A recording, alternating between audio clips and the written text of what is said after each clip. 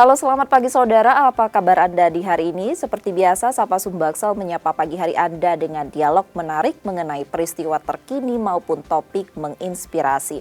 Kita awali Sapa Sumbaksel hari ini bersama saya Reski Oktora. Inilah Sapa Sumbaksel selengkapnya di Kompas TV, independen terpercaya.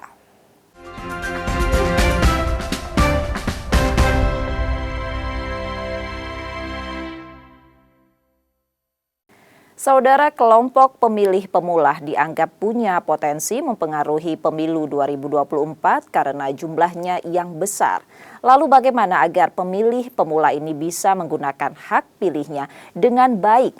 Kita akan membahasnya bersama dengan Rusdi, PLT, Ketua KPU Ogan Ilir, Sumatera Selatan. Halo, selamat pagi Pak Rusdi. Selamat pagi, Mbak. Baik, sebelumnya terima kasih sudah menyempatkan waktu untuk hadir bersama kami pada pagi hari ini di Sapa Sumbaksel. Kita langsung saja ke topik pembicaraan kita terkait dengan pemilih pemula nih Pak Rusdi. Berapa sih total daftar pemilih tetap di Ogan Ilir dan berapa persen yang merupakan pemilih pemula?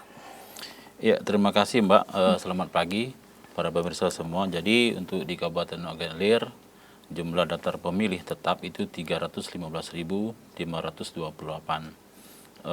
pemilih. Kemudian juga untuk rinciannya adalah laki-laki itu berjumlah 158.416. Kemudian untuk perempuannya 156.862 pemilih. Jadi seperti itu jumlah DPT yang ada di Kabupaten Ogan Ilir.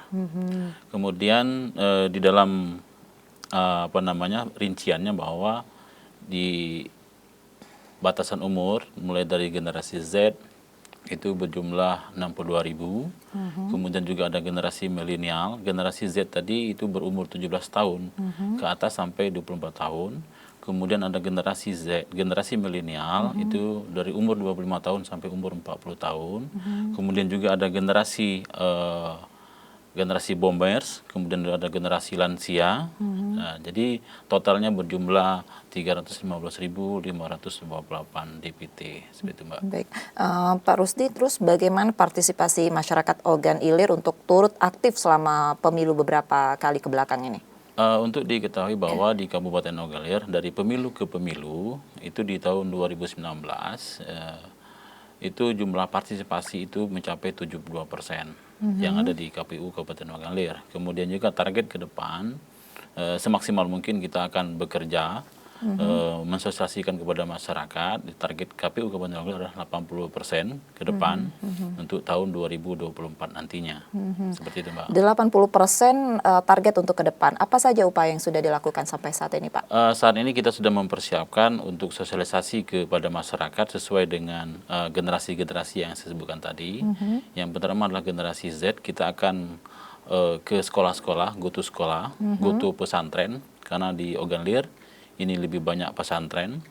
Jadi kita go to pesantren, go to school, go to kampus, karena ada kampus besar di Ogan Ilir. Ada kampus Unsri, ada kampus IAIKI, ada kampus Ratul Ulum. Dan inilah yang menjadi arahan kami, target kami dalam untuk mencapai untuk mensosialisasikan bahwa tanggal 14 Februari nanti 2024 akan ada pemilu. Seperti itu Mbak. Tadi kan ada Bapak sebutkan ada Goes to Kampus. Apa saja yang diberikan dalam kegiatan tersebut Pak? Yang pertama adalah mensosialisasikan tanggal. Ya, ke tanggal 14 Februari jangan sampai tidak datang ke TPS. Kemudian juga pastikan bahwa generasi-generasi tersebut, baik pemuda tadi, ini dipastikan bahwa dia sudah terdaftar di DPT. Kenapa? Karena kalau belum terdaftar di DPT ini nanti pastikan dulu bahwa dia terdaftar di DPT, seperti itu Mbak. Yang paling langsung berkecimpung dengan mereka adalah PPS ya Pak, ya, di tingkatan paling bawah adalah desa. Apakah mereka sampai sejauh ini ikut berpartisipasi dalam hal tersebut Pak? Untuk masyarakat kenapa? Karena objeknya nanti ke depan itu di tanggal 14 Februari nanti, bahwa di tingkat desa itu ada namanya PPS. Kemudian juga di tingkat TPS itu adalah KPPS. Nah, KPPS inilah yang memastikan bahwa kenapa yang dijadikan KPPS itu adalah RT setempat ataupun desa setempat, karena dia mengetahui betul secara detail orang per orang, by name by address, terkait dengan NIK, kemudian juga yang termasuk dalam DPT. Jadi memang sudah dipastikan bahwa memang sudah masuk dalam daftar pemilih tetap yang ada di tingkat desa, seperti itu, Pak. Sudah melaksanakan sosialisasi dari masyarakat mulai dari tingkatan Gen Z tadi ya Pak ya, Iya, benar. milenial sampai tadi lansia juga. Lantas bagaimana nih Pak antusias mereka ataupun Bapak menilai sendiri partisipasi mereka untuk pemilu 2024 nanti? Ya, karena ini semakin asik, Mbak ya. Karena 2024 ini kan pemilu serentak secara nasional. Karena apa? Karena beda dengan 2019 kemarin. Karena 2019 kan ada sedikit perbandingan, tapi 2024 ini lebih serentak secara nasional. Karena juga itu nanti diiringi oleh pemilihan bupati, wakil bupati, gubernur, dan wakil gubernur. Jadi artinya momennya adalah musyawarah besar di Republik ini. Jadi artinya itu merambah ke Kabupaten Ogan-Ilir, tentu bahwa antusias masyarakat ini semakin menggeliat untuk bagaimana proses pemilu 2024 nantinya. Pak, terkait dengan DPT yang juga tadi beberapa persentasinya adalah pemilih pemula. Apa yang membedakannya Pak dari tahun sebelum-sebelumnya sampai untuk tahun depan nanti? Ya, untuk membedakan paling pengalaman, Mbak. Jadi kenapa? Karena kalau generasi Z ini kan generasi yang belum pernah memilih. Ini ada berapa komponen. Generasi Z ini ataupun pemilih pemula. Yang pertama itu berumur 17 tahun ke atas. Kemudian juga yang kedua dia sudah menikah. Walaupun dia belum berumur 17 tahun, tapi dia sudah menikah. Kemudian juga ada lagi TNI Polri. Nah, TNI Polri ini kan termasuk pemilih pemula karena dia belum pernah dan dia belum punya hak pilih, dan setelah dia pensiun baru dia punya hak pilih untuk mempunyai hak suara di 14 Februari nantinya. Kira-kira kesulitan apa yang ditemui Pak?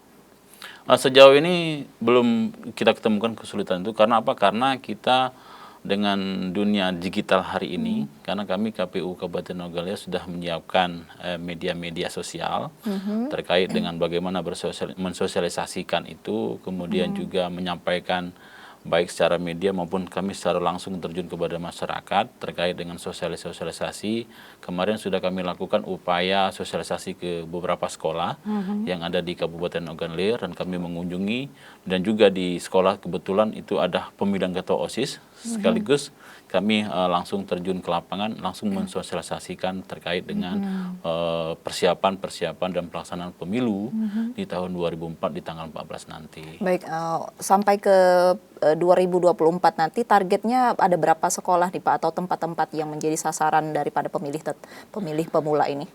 Ya, target kita pertama kami sudah menginventaris ya sekolah-sekolah yang ada di Ogan-Ilir, kemudian juga pondok-pondok pesantren, karena ini lumbung-lumbungnya generasi Z yang memang tempatnya di sana. Jadi secara otomatis kami sudah menginventaris, dan dalam waktu dekat mungkin dalam masuk di bulan November dan Desember kami akan berkecibaku bersama teman-teman staf kepemiluan, kemudian juga badan ad hoc kami di bawah, untuk mensosialisasikan kepada generasi-generasi tersebut agar jangan sampai golput, agar jangan sampai datang ke TPS, agar hari 14 Februari itu kebetulan Mbak, itu hari 14 Februari itu hari Valentine, hari jadi dimaknai kami sebagai hari kasih suara. Jadi bersamaan itu, jadi ambil tengahnya bahwa tanggal 14 Februari 2004 hari kasih suara. Baik, Pak, setiap kelompok usia ini kan tentu memiliki cara berbeda untuk mementritnya ya Pak ya, untuk langkah mensosialisasikan. Adakah langkah khusus Pak untuk di setiap kelompok usia ini? Untuk kelompok usia ini jauh lebih mudah Mbak. Karena apa? Karena dunia digital, di samping kami menyebarkan secara sosialisasi face to face kepada generasi Z tersebut, kami juga bisa mempraktikkannya melalui media sosial, dan langsung dipraktikkan. Seperti misalnya kita cek daftar DPT online, kita nggak perlu lagi dia datang ke TPS ke sudut-sudut desa, tapi sudah bisa ngecek melalui HP. Jadi dan generasi ini jauh lebih mudah untuk mensosialisasikan kepada mereka itu, Mbak.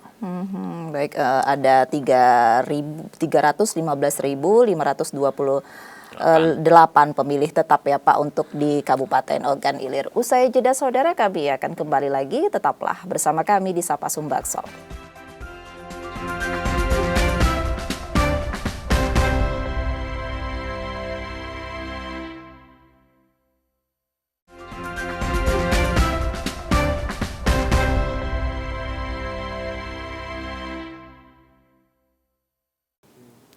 Terima kasih saudara, masih bersama kami di Sapa Sumbaksel dan masih bersama dengan Bapak Rusdi, PLT Ketua KPU Kabupaten Ogan Ilir. Pak Rusdi, tadi kita sudah membahas terkait dengan jumlah DPT dan sebagai penyelenggara pemilu untuk melihat pemilih pemula apakah cukup melek dengan pendidikan politik saat ini, Pak?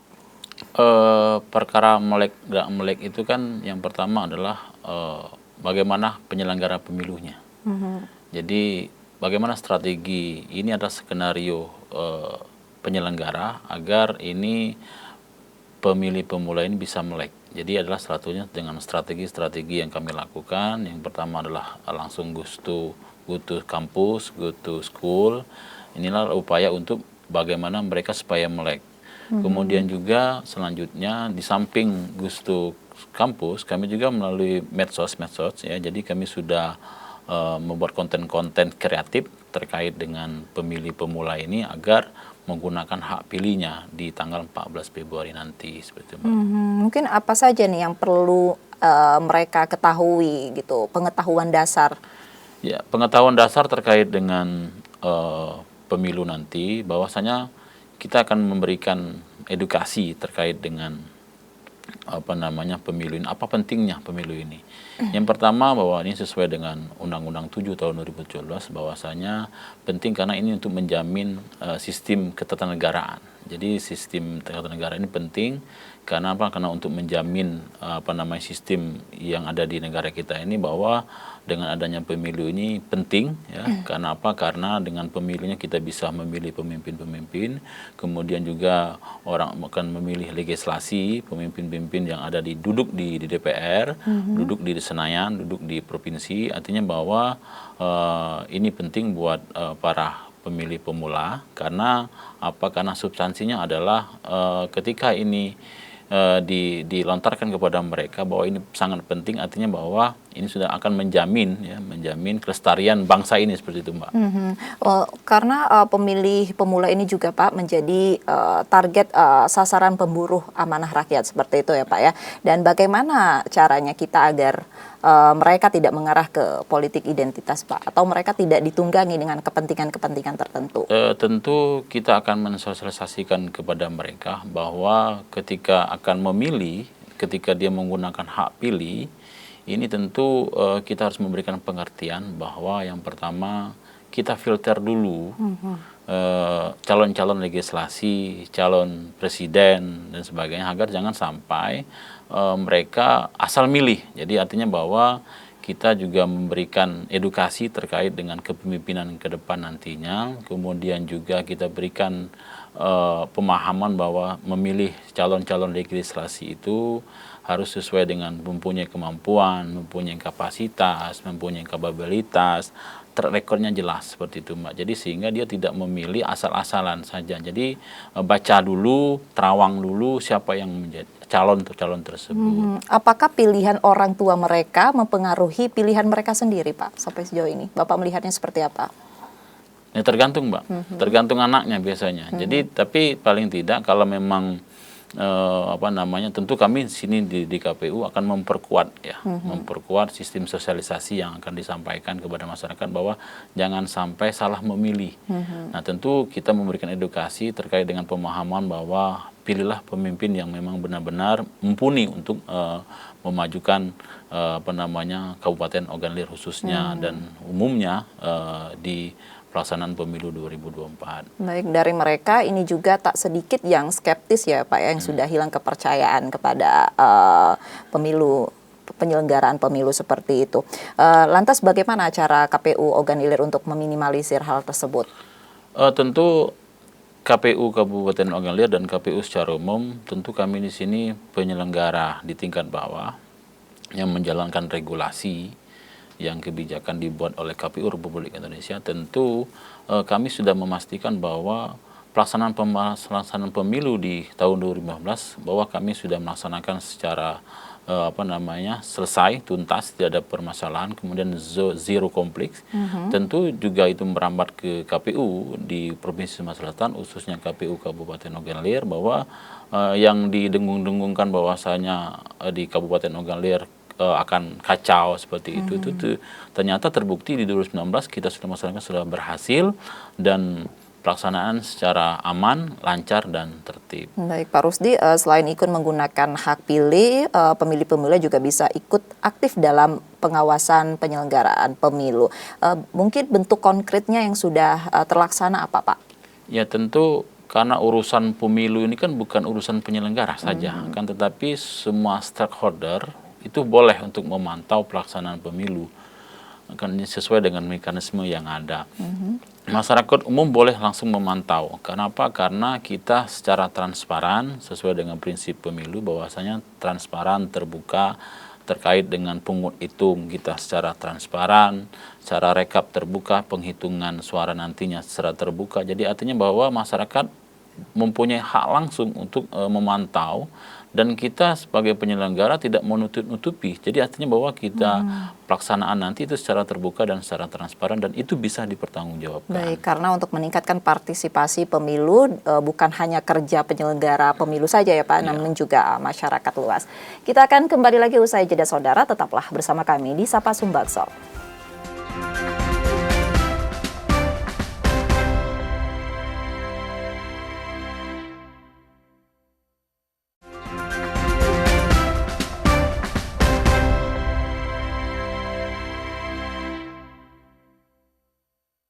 Terima kasih saudara, masih bersama kami di Sapa Sumbaksel dan masih bersama PLT Ketua KPU Kabupaten Ogan Ilir, Bapak Rusdi.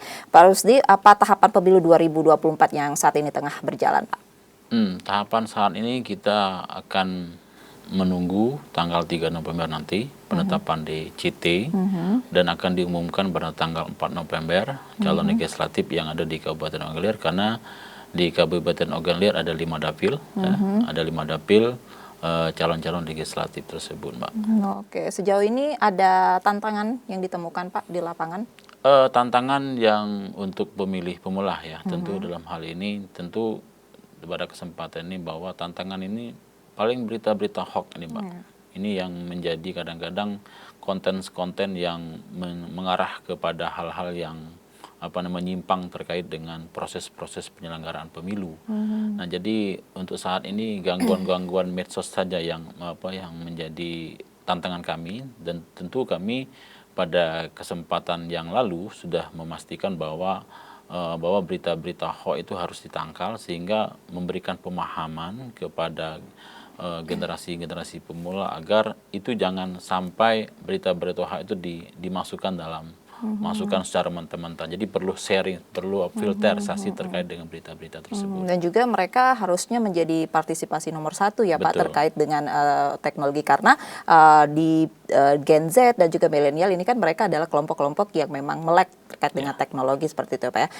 Mungkin bisa dibagikan Pak tips bagi pemilih pemula untuk menghadapi pemilu pada 2024 nanti. Ya, untuk generasi Z, generasi milenial, dan seluruh generasi sebenarnya, Mbak. Jadi intinya bahwa pastikan bahwa Anda terdaftar di DPT. Kemudian juga yang kedua bahwa tanggal 14 Februari 2024 jangan sampai tidak mencoblos, karena itu penting untuk keberlanjutan bangsa ini. Kemudian juga terkait dengan konten-konten yang menjerumus ke arah yang tidak membaguskan penyelenggaraan pemilu itu tolong difilterisasi sehingga memang ketika itu sudah difilter artinya bahwa penyelenggaraan pemilu ini tidak ternodai seperti itu. Baik, mungkin ajakan bagi masyarakat untuk berpartisipasi aktif dalam pemilu 2024 ini apa Pak dari KPU Ogan Ilir? Dari KPU Kabupaten Ogan Ilir, yang pertama pastikan bahwa Bapak Ibu sekalian DPT, kemudian juga setiap pelaksanaan dan tahapan ini tolong dipantau secara langsung. Jadi artinya bahwa masyarakat boleh langsung memantau pelaksanaan pemilu mulai dari hari ini ke depan. Kan kami sudah membuat tanggapan-tanggapan masyarakat terkait dengan DCT, kemudian juga nanti di bulan November kita akan masuk ke tahapan kampanye, kemudian juga nanti tahapan selanjutnya tahapan pungut hitung. Ini tentu masyarakat juga harus melek terkait dengan pelaksanaan pungut hitung nantinya, datang ke TPS dan pastikan bahwa Anda terdaftar, kemudian juga awasi pelaksanaannya Seperti itu, Baik, Mbak. karena pilihan masyarakat adalah untuk menentukan nasib bangsa 5 Benar, tahun ke depan ke ya depan, Pak ya. iya. Terima kasih Pak Rusdi untuk perbincangan pada hari ini. Saya tutup saudara Sapa Sumbaksel hari ini. Tetap saksikan Sapa Sumbaksel setiap Selasa dan Kamis pukul 6.30 hingga 7 pagi. Bagi Anda yang ingin berbagi informasi atau kritik dan saran dapat mengakses media sosial kami di @kompas.tv Palembang. Akhirnya saya Reski Oktora pamit, selamat beraktivitas dan tetap menyaksikan Kompas TV independen terpercaya. Sampai jumpa.